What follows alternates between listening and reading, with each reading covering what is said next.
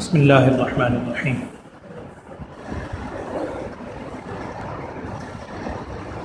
قرآن پاک کے اجزاء کی ترتیب کے اعتبار سے آج آپ نے 26واں پارہ ایک پارہ سنا ہے الحمدللہ۔ صورتوں کے اعتبار سے اگر دیکھا جائے، کل میں نے بات آپ سے عرض کی تھی کہ آل حامیم، لفظ حامیم سے جو 7 صورتیں شروع ہوتی ہیں مسلسل ہیں قرآن میں، ان میں سے 6 صورتیں کل مکمل ہو گئی تھی۔ آخری صورت سورہ احقاف 26ویں پارے کی پہلی صورت آج آپ نے وہ سنی۔ اس کے بعد سورہ محمد صلی اللہ علیہ وسلم، آپ صلی اللہ علیہ وسلم کے نام پہ وہ صورت ہے، آج آپ نے وہ سنی۔ اس کے بعد سورہ فتح، انا فتحنا لک فتحا مبینا، صلح حدیبیہ کا جو واقعہ ہوا تھا اس موقع پر یہ آیات نازل ہوئیں۔ اسی میں بیعت رضوان کا ذکر بھی ہے، اسی میں صحابہ اکرام کے حوالے سے بہت بڑی صفات ہیں، والذین آمنوا معہ اشداء علی الکفار رحماء بینہم، اور یہ سوری آپ نے پوری سورہ فتح سنی۔ اس کے بعد قرآن پاک کی ایک اور بہت ہی اہم صورت، ساری قرآن اہم ہے لیکن مضامین کے اعتبار سے سورہ حجرات، ہمارے جو معاشرتی مسائل ہیں صبح و شام کے، بہت تفصیل کے ساتھ ایک ہی جگہ پر اس کو بیان کیا گیا ہے۔ سورہ حجرات چھوٹی سی صورت 2 رکوع میں وہ ہے۔ اس کے بعد آج آپ نے سورہ قاف بھی سنی ہے، اور قاف وہ ہے، آپ کو وہ لفظ یاد ہوگا، فمی بشوقن، اس کا آخری لفظ جو تھا قاف وہ آج شروع ہو گیا، گویا آخری منزل کا آغاز ہوا سورہ قاف سے۔ سورہ قاف مکمل سنی۔ اس کے بعد 26ویں پارے کے آخر میں سورہ الذاریات، وہ آج اس کا آغاز ہو گیا ہے، اس کی یعنی 1.5 رکوع آج سنا ہے 27ویں پارے کے آغاز سے، وہ ہے۔ پھر سورہ والطور والنجم، قمر، رحمان، واقعہ، حدید، وہ انشاءاللہ آگے آئے گی۔ آج کی منزل کی جو صورتیں ہیں، میں نے ہر صورت کے حوالے سے ایک ایک بات صرف آپ سے عرض کرنی ہے مختصراً۔ پہلی بات تو یہ ذہن میں رکھیں کہ یہ صورتیں ان میں بیشتر مدنی بھی ہیں۔ ویسے تو فرق یہ کیا جاتا ہے کہ مکی صورتیں نسبتاً چھوٹی ہیں، مدنی صورتیں نسبتاً لمبی ہیں، لیکن یہ کوئی کلی اصول نہیں ہے، اصول کلیہ عام طور پر ایسا ہے۔ اب یہاں چھوٹی چھوٹی صورتیں ہیں 2 رکوع کی، جیسے سورہ حجرات ہے، مدنی ہے، سورہ فتح ہے، مدنی ہے، مدینہ منورہ میں نازل۔ پہلی جو سورہ ہے سورہ احقاف، اس میں آج آپ نے ایک الفاظ سنے، وَإِذْ صَرَفْنَا إِلَيْكَ نَفَرًا مِنَ الْجِنِّ يَسْتَمِعُونَ الْقُرْآنَ فَلَمَّا حَضَرُوهُ قَالُوا أَنصِتُوا۔ رسول اکرم صلی اللہ علیہ وسلم کی سیرت طیبہ میں وہ سارے واقعات آپ کے علم ہیں، میں صرف اشارتاً بتلا رہا ہوں۔ جب عام الحزن جسے کہا جاتا ہے، ابو طالب کا انتقال ہوا، حضرت خدیجہ طاہرہ رضی اللہ تعالیٰ عنہ کا انتقال، اوپر تلے یہ 2 بزرگ ترین ہستیاں، بہت بڑی خدمات ہیں ان دونوں ہستیوں کی آپ صلی اللہ علیہ وسلم پر، یہ دنیا سے رخصت ہوئے۔ اس کے بعد کفار کو ظلم و ستم بہت بڑھ گیا۔ پھر اس کے بعد نبی صلی اللہ علیہ وسلم تشریف لے گئے، پہلی مرتبہ مکے سے باہر توحید کی دعوت دے، پہلی مرتبہ آپ صلی اللہ علیہ وسلم مکے سے باہر تشریف لے گئے کہ مکے والے تو سارا کر کے دیکھ لیا، ہر طرح کی اذیتیں ان کی بڑھتی چلی گئی، اور اسی میں پھر حبشہ کی طرف ہجرت ہو چکی۔ اس موقع پر آپ صلی اللہ علیہ وسلم کے ساتھ صرف ایک ہستی تھے، حضرت زید ابن حارثہ رضی اللہ تعالیٰ عنہ، کل پرسوں میں نے بتلایا تھا، وہ واحد صحابی جن کا قرآن میں نام آیا، آپ صلی اللہ علیہ وسلم کے منہ بولے بیٹے، یہ حضرت زید ساتھ تھے، اور آپ صلی اللہ علیہ وسلم، اور بالکل خاموشی سے، کسی کو معلوم نہیں ہے یہ دونوں ہستیاں جا رہے ہیں طائف۔ وہ طائف کا واقعہ، وہ واقعہ بھی میں نہیں سنا رہا، آپ نے ساری بات سنی ہے، صرف ایک بات عرض کر دیتا ہوں۔ ایک موقع پر آپ صلی اللہ علیہ وسلم سے ام المؤمنین ہماری ماں حضرت عائشہ صدیقہ رضی اللہ تعالیٰ عنہ نے ایک مرتبہ پوچھا تھا، سیرت میں واقعہ لکھا ہے کہ یا رسول اللہ صلی اللہ علیہ وسلم، آپ پہ بڑے کٹھن وقت آئے، بڑے آپ پر آزمائش اللہ کی طرف سے آئی ہیں، اور یہ حدیث بھی ہے، آپ صلی اللہ علیہ وسلم نے فرمایا تھا اشد الناس بلاء الانبیاء، سب سے زیادہ اگر مسائب مشکلات آتی ہیں، آزمائشیں اللہ کی طرف سے، وہ انبیاء پر آتی ہیں، پھر وہ جو انبیاء کے قریب ہیں پھر جو ان سے قریب۔ تو حضرت عائشہ صدیقہ رضی اللہ تعالیٰ عنہ نے پوچھا کہ یا رسول اللہ صلی اللہ علیہ وسلم، آپ پر سب سے زیادہ کٹھن وقت کون سا تھا؟ یہ مدنی زندگی کی بات۔ تو آپ صلی اللہ علیہ وسلم نے جو بات ارشاد فرمائی اس کا مفہوم یہ ہے، نبی صلی اللہ علیہ وسلم نے ارشاد فرمایا، اے حمیرہ، حضرت عائشہ کو پیار سے حمیرہ پکارتے تھے، تیری قوم نے یعنی مکے والوں نے، تیری قوم نے، مکے والوں نے مجھ پر بڑے ظلم و ستم کیے، ہر طرح تکلیف پہنچائی، گھر چھوڑنے پہ مجبور کر دیا. لیکن جو طائف کے اندر واقعہ پیش آیا تھا نا، وہ بہت سا آپ صلی اللہ علیہ وسلم نے خود اس کو ارشاد فرمایا ہے طائف کے واقعے کو. اور دعاء المستضعفین کے نام سے سیرت میں ایک دعا ملتی ہے جو آپ صلی اللہ علیہ وسلم کے اس موقع پر کلمات تھے بڑے عجیب و غریب. آپ خود پڑھیں کبھی سیرت میں واقع نکال کے. میں یہ عرض کر رہا ہوں کہ طائف کی ساری وہ جو بھی آپ صلی اللہ علیہ وسلم کے یقیناً درجات کی بلندیاں تھیں، جب وہاں سے واپس ہوئے اس کیفیت میں رسول اکرم صلی اللہ علیہ وسلم اور حضرت زید بن حارثہ رضی اللہ تعالیٰ عنہ، یہ دو ہیں. مکہ اور طائف کے درمیان ایک جگہ ہے مقام نخلہ، بالکل سناٹا، وہاں پہنچے ہوئے ہیں آپ صلی اللہ علیہ وسلم. عجیب کیفیات ہیں، اور وہاں رات کا سناٹا ہے. آپ صلی اللہ علیہ وسلم نے نماز کی نیت باندھی، قرآن پاک کی تلاوت. وہ کیا کیفیت ہوگی؟ رسول صلی اللہ علیہ وسلم کی زبان مبارک سے نکلا ہوا. پھر اس موقع پر اس کیفیت میں وہ رات کے سناٹے میں طائف کا پورا پس منظر ذہن میں رکھے، کیا کیفیت ہے. وہ آپ صلی اللہ علیہ وسلم نے قرآن کی تلاوت کی. وہاں آتا ہے جنات کا ایک گروہ گزر رہا تھا، انہوں نے گزرتے ہوئے قرآن سنا. اور وہ واقعہ تفصیل میں نہیں جا رہا، کتابوں میں لکھی ہیں ساری باتیں، آپ پڑھیے گا کہ جب جنات کے آمد و رفت کو روک دیا گیا اور شہاب ثاقب مارے گئے، ان کو سارے واقعات ہیں روایت میں.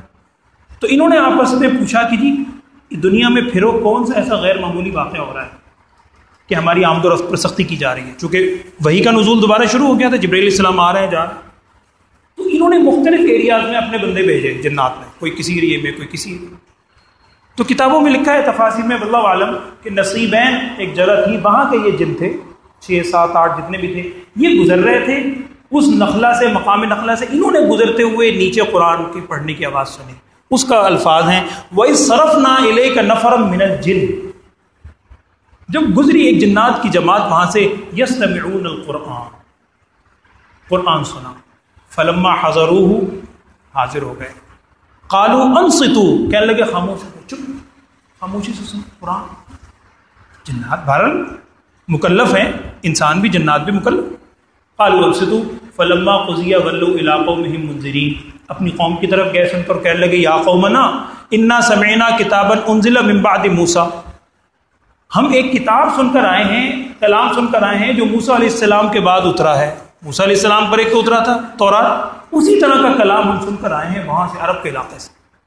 اس واقعے کی طرف قرآن نے یہاں چند الفاظ میں اشارہ کیا ہے.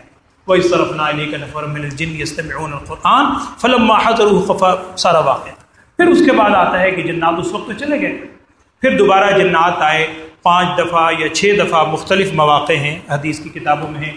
لیلۃ التعریس کا ایک واقعہ ہے، ایک صحابی کو ساتھ لے گئے تھے آپ صلی اللہ علیہ وسلم جنات کو تبلیغ کرنے کے لیے. بہرحال اس کے بعد پھر آپ صلی اللہ علیہ وسلم ان کو تبلیغ بھی فرمائی، ایمان بھی لائے. اور آپ میں سے جن حضرات کو اللہ نے سعادت دی ہے، اللہ ہمیں بھی سعادت نصیب فرمائے، بار بار آمین. آج کل کی تو صورتحال ہی بڑی عجیب و غریب ہے. جب آپ مروہ سے نکلتے ہیں، صفا اور مروہ کی سعی کر کے مروہ سے جب نکلتے ہیں، اب تو وہ ساری صورت چینج ہو چکی ہے، کچھ عرصہ پہلے بھی حاضری ہوئی چینج تھی. پہلے وہاں پر قبرستان کی طرف جو رستہ جاتا ہے، جو مکے کا قبرستان ہے جنت المعلیٰ، وہاں پہلے چھتا بازار تھا، شیڈ لگے ہوئے تھے. آپ بلکہ وہیں کے رہنے، مکے سے آئے ہوئے، ان کو زیادہ یاد ہو، شیڈ لگے ہوئے تھے. اب وہ سب بازار ختم ہے. اسی چھتا بازار سے جب آپ جائیں قبرستان جنت المعلیٰ کی طرف، تو وہاں پر 2 مساجد آتی ہیں آگے پیچھے، ایک مسجد رایا، ایک مسجد جن. مسجد جن کے نام سے اب واللہ عالم اب موجود ہیں یا نہیں، موجود ہوں گے بھی. مسجد جن وہاں موجود ہے، لیکن بعض کتابوں میں ہے کہ اس مقام پر بھی کسی اور موقع پر جنات آئے تھے، اور آپ صلی اللہ علیہ وسلم نے ان کو وہاں پر آ کر تبلیغ یعنی توحید کے حوالے سے دعوت دی تھی. لیکن اس وقت جو میں آپ کو آیات بتلا رہا ہوں سورہ احقاف کی، یہ ہے اس واقعہ کا ذکر جب آپ صلی اللہ علیہ وسلم طائف سے وہاں پر تشریف لا رہے تھے، اور وہاں اس کا ذکر آیا وہی صرف نائے کا. میں نے ویسے یہ ضمن واقعہ سنا دیا ہے، آپ اس قرآن کی آیات کو پڑھیں اور کبھی اس پس منظر کو ذہن میں رکھ کر پڑھیں. آپ پہ بڑے اثرات ہوں گے اس کے کہ کیا واقعات ہے. قرآن تو پڑھتے ہیں ہم، ثواب کی نیت سے تو پڑھتے ہی ہیں، لیکن کئی دفعہ میں عرض کر چکا ہوں، یہ بتانے کا مقصد یہ ہے کچھ شوق آپ کے اندر ہو اور قرآن پاک کا ترجمہ پڑھیں، بار بار اس کو سیکھیں کہ کیا میسج اس میں ہمارے کیا کیا واقعات اللہ کی طرف. ایک یہ واقعہ سورہ احقاف کا چھوٹا سا، صرف یہ میں نے عرض کرنا. اس کے بعد میں نے عرض کیا سورہ محمد آپ صلی اللہ علیہ وسلم کے نام پر. رسول اکرم صلی اللہ علیہ وسلم کا نام نامی، ذاتی نام، صفاتی نام تو آپ صلی اللہ علیہ وسلم کے بہت ہیں، ذاتی نام آپ صلی اللہ علیہ وسلم کے دو ہیں، ایک محمد اور ایک احمد صلی اللہ علیہ وسلم۔ محمد نام قرآن پاک میں 4 جگہ ہے، ان میں سے 2 آج آپ نے سنے، چاروں آپ سن چکے ہیں اب تک۔ ایک تو 4 پارے میں ہے، وما محمد الا رسول قد خلت من قبلہ الرسول، وہ بھی آپ سن چکے سورہ آل عمران میں غالب۔ اس کے بعد ابھی 2-3 دن پہلے آپ نے سنا تھا 22ویں پارے میں جو آیت تھی، ما کان محمد ابا احد من رجالکم ولکن رسول اللہ وخاتم النبیین، سورہ احزاب میں 22 میں بھی سن چکے۔ 2 آج آپ نے سنے ہیں، ایک تو سورہ محمد کے آغاز میں الذین کفروا وصدوا عن سبیل اللہ اضل اعمالهم والذین آمنوا وعملوا الصالحات وآمنوا بما نزل علی محمد صلی اللہ علیہ وسلم، یہ نام آیا۔ ایک آج بھی آپ نے وہ آیت سنی ہے، سورہ فتح کی آخری آیت، محمد الرسول اللہ والذین معہ اشداء علی الکفار، یہاں محمد الرسول اللہ صلی اللہ علیہ وسلم پورا آیا ہے۔ تو یہ 4 مقام ہیں قرآن کے جہاں آپ صلی اللہ علیہ وسلم کا نام آیا ہے، ذاتی نام، اور ایک جگہ آپ صلی اللہ علیہ وسلم کا نام احمد آیا ہے، وہ بھی آپ نے 28ویں پارے میں سورہ صف آئے گی، وہاں آپ انشاءاللہ سنیں گے، جہاں حضرت عیسیٰ علیہ السلام کی بشارت کا ذکر ہے کہ عیسیٰ علیہ السلام نے بشارت دی تھی کہ وَمُبَشِّرًا بِرَسُولٍ يَأْتِي مِن بَعْدِي اسْمُهُ احمد، وہ نام وہاں آئے گا آپ صلی اللہ علیہ وسلم کا۔ تو یہ ذاتی نام سورہ محمد میں آئے، اور اس کے علاوہ 2 آج آپ نے سنے، 2 پہلے سنے، یہ آپ صلی اللہ علیہ وسلم کے نام نامی مختلف جگہ ہیں۔ اچھا، ایک ویسے ہی مجھے اس وقت ذہن میں آ گیا، ویسے سورہ رحمان میں نے عرض کرنا تھا، میں بھی عرض کر دیتا ہوں، اللہ کا کلام ہے، یعنی لوگوں نے اس پہ ایسے ایسے انداز میں سوچ و بچار کی ہے، آپ حیران رہ جاتے ہیں۔ ایک بات میں آپ کو بتاؤں گا، یہ شاید آپ نے پہلے نہ سنی ہو، یا میں نے شاید کبھی بتائی ہو پہلے۔ لفظ اللہ، یہ تو خیر محمد صلی اللہ علیہ وسلم، آپ صلی اللہ علیہ وسلم کا نام ہے۔ لفظ اللہ، اللہ تعالیٰ کا جو ذاتی نام، وہی صفاتی نام، اور اللہ قرآن پاک میں، پورے قرآن میں، اور علماء کی تحقیق ہے، ہم نے تو کیا کرنی، ہم نے اساتذہ سے ہی سنا ہے، کتابوں میں پڑھا ہے، ان کی تحقیق ہے کہ قرآن پاک میں تقریباً 1 پیج، 1 یا 1.5 پیج، 1.5 رکوع کہہ لیں، اس سے زیادہ گیپ نہیں آتا، پھر لفظ اللہ، اللہ، ان اللہ، واللہ، للہ، یعنی موتیوں کی طرح پرویا ہوا ہے پورے قرآن میں نام، جگہ جگہ جگہ اللہ، للہ، واللہ، مرز باللہ، جگہ جگہ پورے اللہ کا کلام، کیا کیفیت ہے۔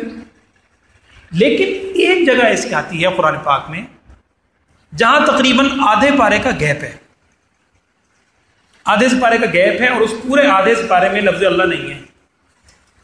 3 صورتیں ہیں، 9 رکوع ہیں، ہر صورت کے 3 رکوع ہیں، آگے کل آئے گی انشاءاللہ، تینوں صورتیں کل آ رہی ہیں، ویسے میں بتا دیتا ہوں آج، چونکہ لفظ محمد کا آیا صلی اللہ علیہ وسلم، لفظ اللہ کے بارے میں۔ سورہ رحمان، عجیب بات ہے، سورہ رحمان میں لفظ اللہ نہیں ہے، الرحمن، جب آپ خود دیکھ لیں، آپ دیکھیے، خود پڑھیں اس کو، اس انداز سے بھی کبھی سوچیں۔ سورہ رحمان کے 3 رکوع ہیں، سورہ رحمان میں لفظ اللہ نہیں ہے۔ سورہ رحمان سے پہلی صورت ہے سورہ قمر، اور سورہ رحمان سے اگلی صورت ہے سورہ واقعہ۔ سورہ قمر میں بھی لفظ اللہ نہیں ہے، سورہ رحمان میں بھی نہیں ہے، سورہ واقعہ میں بھی نہیں۔ ان تینوں صورتوں میں لفظ اللہ نہیں ہے، اور یہ تینوں مسلسل ہیں۔ اگر آپ ان کی کوانٹٹی بناتے ہیں تو تقریباً آدھا پارہ، 9 رکوع بنتے ہیں تقریباً۔ اس سے زیادہ گیپ لفظ اللہ کا قرآن میں کہیں نہیں ہے۔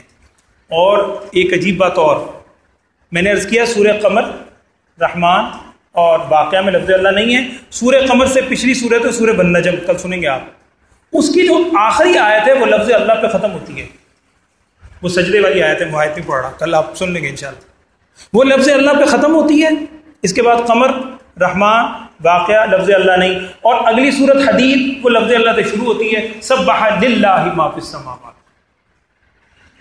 یہ اللہ کا کلام ہے، اس کی رموز اللہ ہی جانتا ہے، لیکن میں عرض کر رہا ہوں قرآن حضرات نے، علماء نے بھی اس حد تک یعنی اس کو نکالا ہے کہ کہاں ہے، نہیں ہے، اللہ کا کلام ہے، کسی انداز سے بھی آپ کریں، یہ قرآن کی خدمت ہیں، کوئی کسی طرح لگا ہوا ہے، کوئی کسی طرح لگا ہوا ہے۔ تو بہرحال لفظ محمد صلی اللہ علیہ وسلم، آپ صلی اللہ علیہ وسلم کا نام 4 مرتبہ ہے، جو آج آپ نے سن لیا۔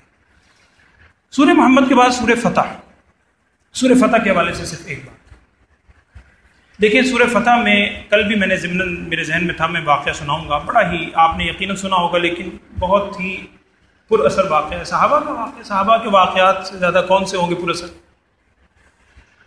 یہ جو سورہ فتح ہے، واقعہ پورا میں نہیں سنا رہا، میں صرف ایک واقعہ سناؤں گا صحابہ کا، آپ کے ذہن میں پورا پس منظر ہونا چاہیے صلح حدیبیہ کا۔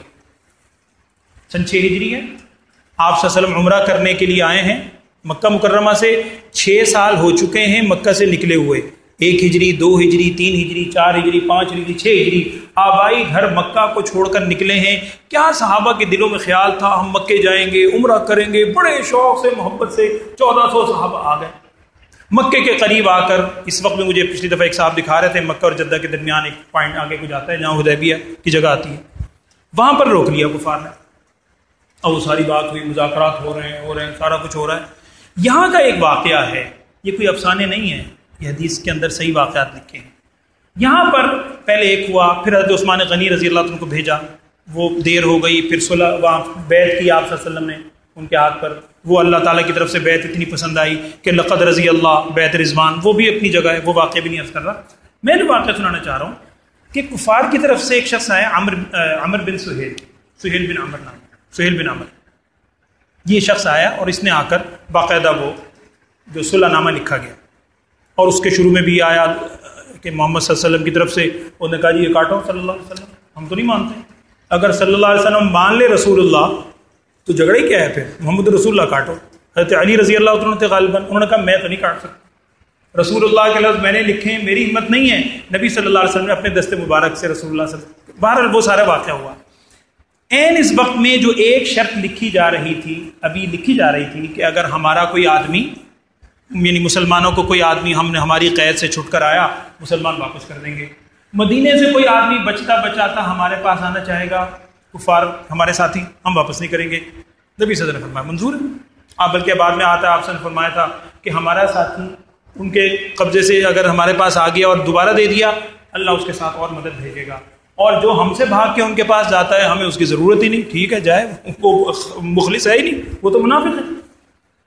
اس وقت میں جب یہ صلح نامہ لکھا جا رہا تھا، ایک صحابی آئے مکے سے، بیڑیوں میں جکڑے ہوئے ہیں، حضرت ابو جندل رضی اللہ تعالیٰ عنہ۔ کبھی سوچا کریں آپ، میں کبھی سوچتا ہوں یار کیا وہ وقت ہوگا، بیڑیوں میں جکڑے ہوئے ہیں، یہ پتہ چل گیا، آپ یوں سمجھیں جیسے شادرہ ہے، لاہور سے شادرہ پنڈی کا فاصلہ تھا، یعنی تقریباً اتنے فاصلے ہے مکہ مدینہ، اس سے کچھ پلس مائنس زیادہ ہی ہوگا۔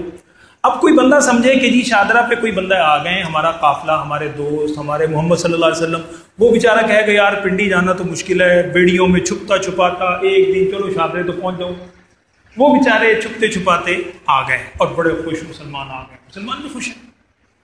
یہ شخص اڑ گیا، اور کتابوں میں لکھا ہے یہ جو سہیل بن عمر تھا یہ ان کے بیٹے تھے ابو جندل رضی اللہ تعالیٰ عنہ۔ یہ اڑ گیا کہ اللہ بھی بندہ واپس کر۔ نبی صلی اللہ علیہ وسلم نے ارشاد فرمایا، بڑی تفصیل ہے اس کا مفہوم بتا رہا ہوں، آپ سے ارشاد فرمایا بھی ابھی تو لکھا ہی نہیں گیا، ابھی دستخط ہونے ہیں، معاہدہ پورا ہوگا، دستخط ہوں گے، مہر نبوت صلی اللہ علیہ وسلم لگے گی۔ اس نے کہا نہیں میں مانتا ہی۔ پھر آپ صلی اللہ علیہ وسلم نے دوسری درخواست کی کہ چلو مان لیتے ہیں، میرے کہنے سے اس ایک بندے کو چھوڑ دو، اس شرط سے ایگزمپٹ کر دو۔ وہ اڑ گیا، کہتا نہیں میں نہیں شرط لکھتا۔ اب یہاں دیکھیے نبی صلی اللہ علیہ وسلم کو چونکہ اللہ کی طرف سے نظر آ رہا تھا، بتا دیا گیا تھا کہ آگے اللہ کی مدد آنے والی، اسی لیے اس کو سورہ فتح بھی کہا۔ صحابہ عجیب تھے کہ ہم واپس جا رہے ہیں، قرآن کہتا ہے کہ بہت بڑی فتح تمہیں مبارک ہو، انا فتحنا لک فتحا مبینا۔ اب جب واپس ہوئے، جو بات سمجھنے والی ایک ہے، حضور صلی اللہ علیہ وسلم نے حضرت ابو جندل سے کہا ابو جندل اللہ تعالیٰ کی طرف سے اس میں خیر ہے، سمجھایا پیار محبت سے۔ کہنا آسان ہے سر، سن لینا بڑا آسان۔ کیا کیفیت ان کی تھی کہ میں بیڑیوں میں جکڑا ہوا جان بچا کر آ رہا ہوں اور مجھے رحمت للعالمین صلی اللہ علیہ وسلم دوبارہ ان کے ہینڈ اوور کر رہے ہیں۔ اصل چیز کیا ہے؟ ایمان پختہ ہے، یہ چیز دل میں پختگی سے بیٹھی ہوئی ہے کہ اگر محمد صلی اللہ علیہ وسلم نے فرما دیا اس میں خیر ہے، پھر 100% خیر ہے، جان کی پرواہ، جان میں کیا ہے، یہ ہے اصل چیز۔ ہمیں اللہ تعالیٰ ایسا پختہ ایمان دے کہ جہاں قرآن و حدیث کو کوئی بات آ جائے ختم، پھر ہم پختہ ہو جائے، جان مان کی پھر کوئی پرواہ نہیں۔ اچھا جب یہ بات ہوئی اور یہ واپس جانے لگے، وہ صحابہ کی کیفیت ہے، حضرت عمر فاروق کا واقعہ، وہ سارے واقعہ میں نہیں بتا رہا، میں بتاتا ہوں اللہ کی مدد آئی کیسے، بس یہ واپس سنا۔ یہ ابو جندل واپس ہو گئے، رو رہے ہیں، صحابہ بھی دل گرفتہ ہیں، اور اسی کے بعد وہ واقعہ ہے جو کل میں نے سنایا تھا کہ وہ احرام کھول دو، تو صحابہ احرام نہیں کھول رہے. پھر وہ حضرت ام سلمہ کا کل میں نے سنا. اب یہاں سے جب واپس مدینہ منورہ صحابہ مدینے پہنچ گئے، ایک اور صحابی حضرت ابو بصیر رضی اللہ تعالیٰ عنہ، انہیں کچھ پتہ نہیں ہے کہ صلح حدیبیہ ہے کیا ہے، وہ بھی مکے سے بھاگے ہوئے، انہیں کچھ پتہ نہیں آپ صلی اللہ علیہ وسلم آئے، وہ مدینے کی طرف جا رہے ہیں جان چھڑا کے. ادھر یہاں حدیبیہ سے مسلمان پہنچے، ادھر سے وہ چھپتے چھپاتے ابو بصیر مدینے پہنچ گئے، بڑے خوش، میں اب جان چھڑا کے آ گیا مدینے سے. اب انہیں کیا پتا کہ پیچھے کیا معاہدہ کر کے آئے ہیں، مسلمان بھی گئے تھے حدیبیہ سے واپس ہو گئے. اب وہ مسلمانوں سے خوشی خوشی مل رہے ہیں، کوئی رسپانس نہیں دے رہا، مسلمان چپ ہیں، ڈرے ہوئے ہیں. وہ حیران ہے کہ میں تمہارا بھائی چھپا ہوا آیا ہوں، کوئی اظہار ہی کوئی نہیں کر رہا.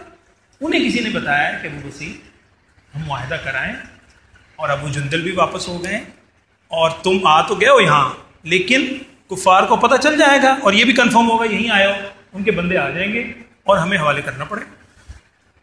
اب وہ بھی حیران کہ جی یہ کیا مسئلہ ہے. اچھا وہی ہوا، اگلے دن 2 دن بعد 2 بندے آ گئے، ہینڈ اوور کریں، بندہ ہمارے حوالے کریں، شرط لکھی بھی ہے. خیر میں ایمان کا تقاضا ہے، واپس کر دیا. اب اللہ کی مدد آنی شروع ہوئی.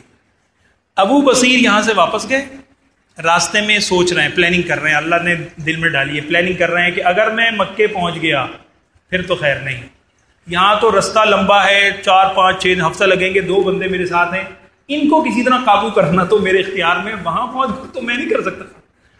اب رستے میں پلاننگ سوچ رہے ہیں اور ان دونوں میں سے بڑی ان کی تعریف کر رہے ہیں، واہ واہ واہ کیا تمہاری صحت ہے، کیا تمہارا اسلحہ ہے، کیا ہے یہ. وہ بھی انسان کی تعریف کرو، بڑے خوش ہو گئے، ہاں ہاں بڑا اسلحہ. انہوں نے کسی سے وہ باتوں میں کہا ذرا دکھاؤ مجھے یہ تلوار دکھائی، واہ واہ بڑی اچھی، پھر واپس کر دی. اعتماد اپنا بحال کر رہے ہیں. کچھ دیر میں کہا پھر تلوار دکھاؤ، اب تلوار قابو میں آ گئی اور واقعی جانی دشمن ہے، مارنا 100% بنتا ہے.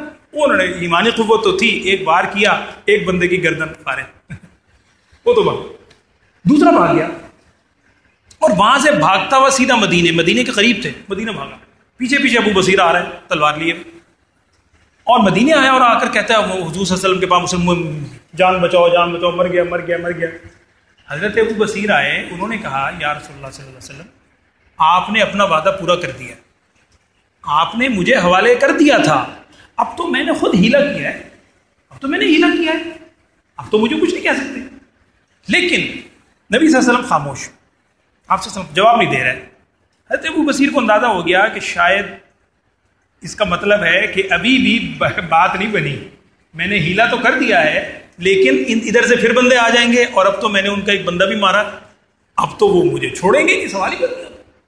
حضرت ابو بصیر کے دل میں اللہ نے بات ڈالی، انہوں نے کہا مدینے سے نکل جاؤ. وہ مدینے ڈھونڈنے آئیں گے نا، ویسے ہی بھاگ جاؤ بھائی، جان بچانی ہے، کہیں بھی چھپ جاؤ، جان بچانی. وہ خیر نہ کسی کو بتایا، مسلمانوں میں سے چپ کر کے نکلے اور مکے کی طرف چل پڑے.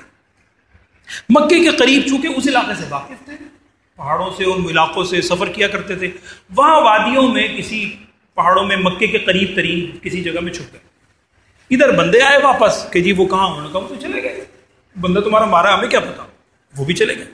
انہوں نے حضرت ابو بصیر نے کسی سے پیغام خفیہ بھجوایا مکے لوگوں کو جو مسلمان تھے چھپے ہوئے کہ بھائی دیکھو فلاں پوائنٹ پر میں موجود ہوں، تم وہاں آ جاؤ. حضرت ابو جندل بھی تھے اور بھی تھے. اچھا اب چونکہ یہ طے ہو چکا تھا کہ جی مسلمان ہمارے حوالے کر دیں گے، اب وہ بیڑیاں بھی اتار دیں. انہوں نے کہا بھاگ کے کہاں جائے گا پھر دوبارہ لے. حضرت ابو جندل کو پتہ چلا، وہ بھی چھپتے چھپاتے اس پوائنٹ پہ پہنچ گئے. 2 ہو گئے، کوئی 1 2 صحابی اور تھے، 3 ہو گئے، 4 ہو گئے، 4 5 کی جماعت ہو گئی. اب انہوں نے کیا کام کیا کہ وہاں سے جو ان کا راستہ گزرتے تھے قافلوں کے، کفار کے جو رستے تھے شام کی طرف سے، انہوں نے ان کو روکنا شروع کر دیا. کبھی ادھر سے حملہ کر دیا، کبھی ادھر سے حملہ کر دیا.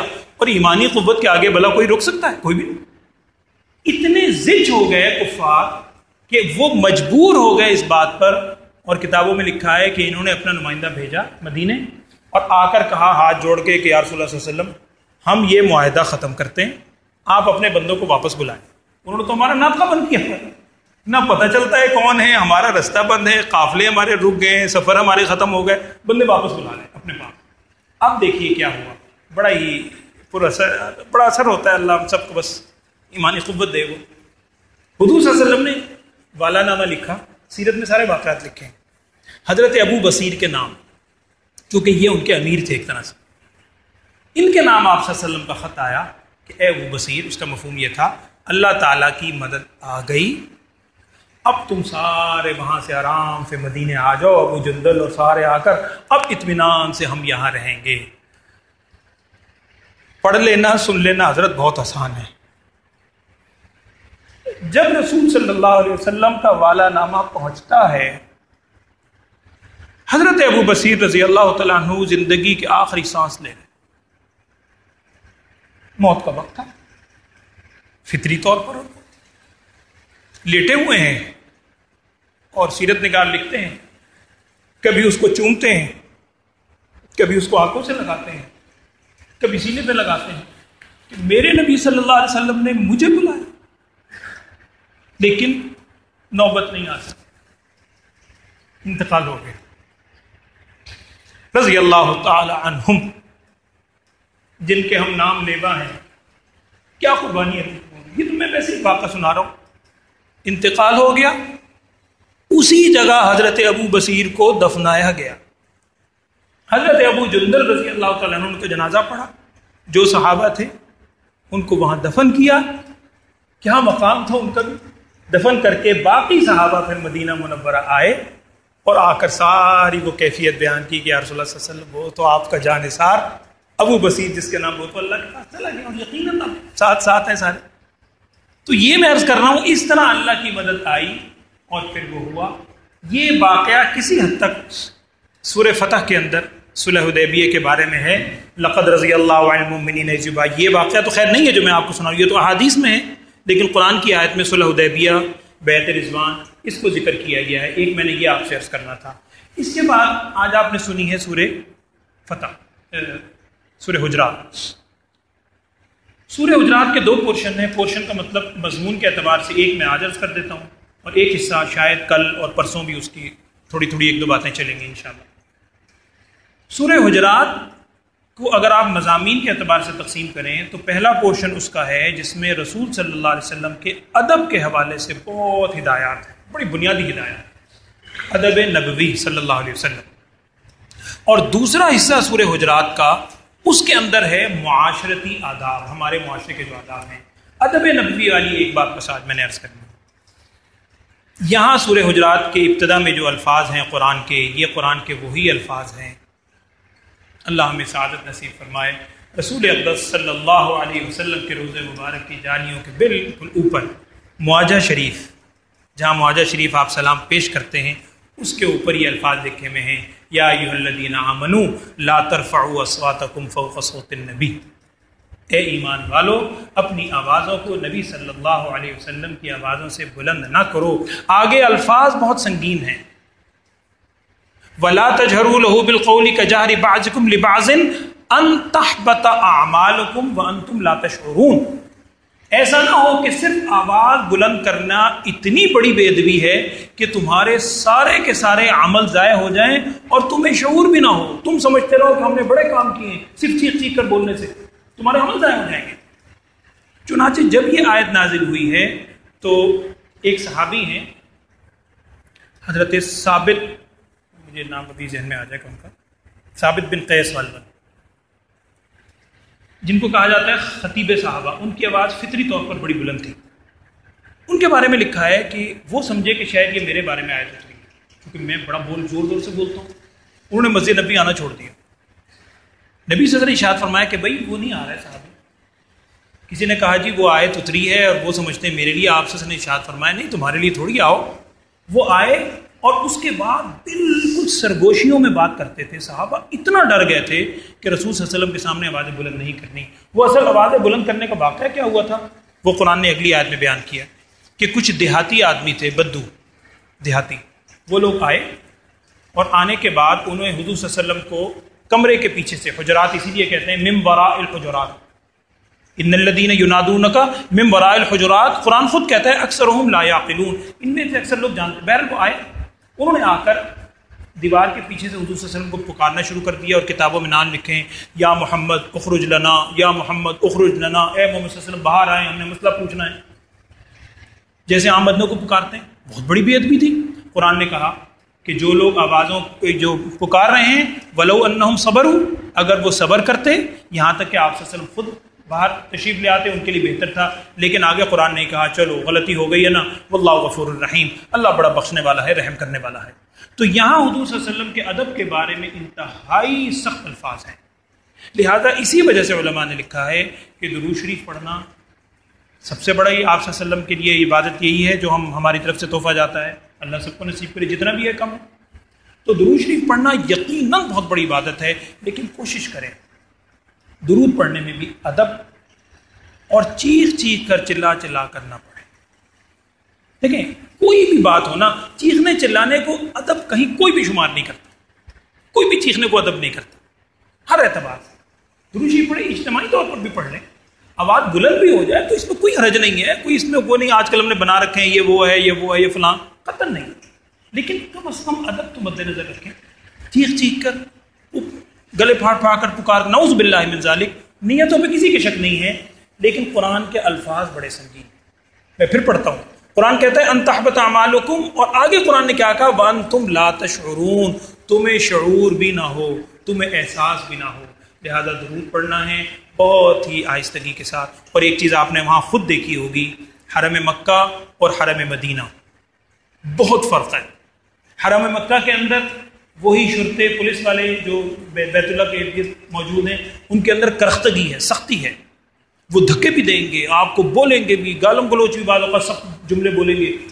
لیکن حرم مدینہ خاص طور پر رسول صلی اللہ علیہ وسلم کے روزے کے جتنے آپ قریب ہوتے جاتے ہیں نا، بالکل ایسا لگتا ہے کہ یہاں آ کے والیوم بالکل بند ہو گیا، ساؤنڈ بند ہو گیا۔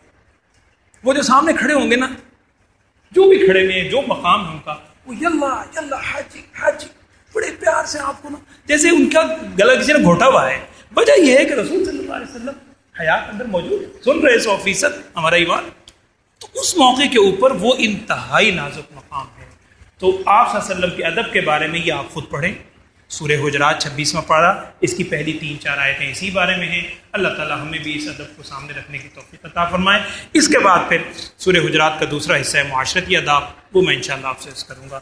اللہ تعالیٰ یہ طاقتیں بھی شروع ہو گئی ہیں، اعتکاف کے اندر بھی احباب جو بھی بیٹھے ہیں، اللہ تعالیٰ ان کی مساعی کو بھی قبول فرمائے۔ ان سے بھی ہماری بھی درخواست ہے، یہ ہمیں بھی اپنی دعاؤں میں یاد رکھیں، آپ سب بھی ان کے لیے دعا کریں کہ یہ سب کی طرف سے سنت کفایہ ادا کر رہے ہیں، اللہ ان کی عبادت میں صحت بھی دے، سکون عافیت بھی دے، قبولیت بھی دے۔ الحمدللہ رب العالمین، اللہم صلی علی سیدنا و مولانا محمد وعلی آل سیدنا و مولانا محمد وبارک وسلم ثم صلی علیہ۔ اللہم اہدنا الصراط المستقیم صراط الذین انعمت علیہم من النبیین والصدیقین والشہداء والصالحین۔ یا اللہ ہم سب کے گناہوں کو معاف فرما، تمام لغزشات سے درگزر فرما۔ یا اللہ یہ آخری عشرہ محض تو اپنے فضل و کرم سے ہمیں عطا فرما رہا ہے، ہمیں اس آخری عشرے کی قدر کی توفیق عطا فرما۔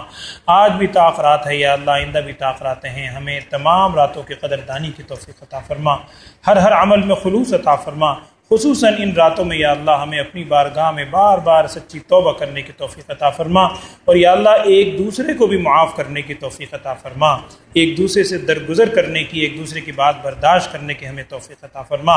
ہم سب کو ہر معاملے میں ایک اور نیک ہونے کی توفیق عطا فرما۔